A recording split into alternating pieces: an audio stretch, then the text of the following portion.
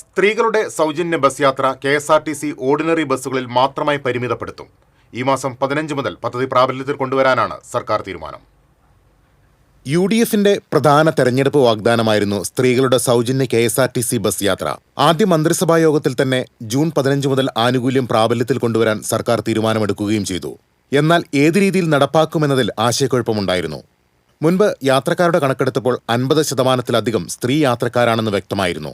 തുടർന്ന് KSRTC വിദഗ്ധ സമിതി സാഹചര്യം വിലയിരുത്തി.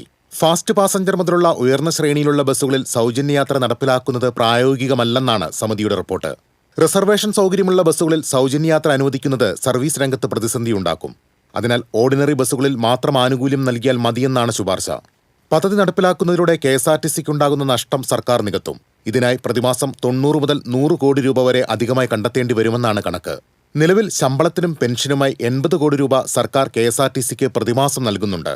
സൗജന്യയാത്ര വരുന്നതോടെ യാത്രക്കാരുടെ എണ്ണത്തിൽ വലിയ വർധന ഉണ്ടാകുമെന്നും KSRTC പ്രതീക്ഷിക്കുന്നു. News desk TCV.